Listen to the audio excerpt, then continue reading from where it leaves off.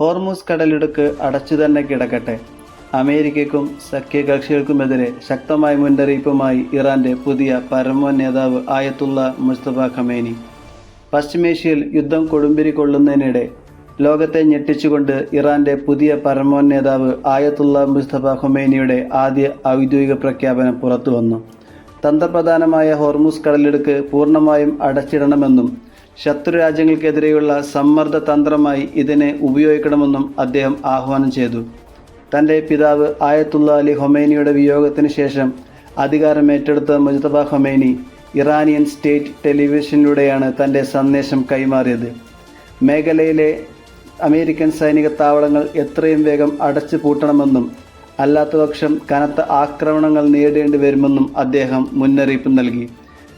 Israel ആക്രമണങ്ങളിൽ കൊല്ലപ്പെട്ടവർക്കുള്ള പ്രതികാരം പൂർത്തിയാകുന്നവരെ പോരാട്ടം തുടരുമെന്നാണ് ഖൊമേനിയുടെ നിലപാട്.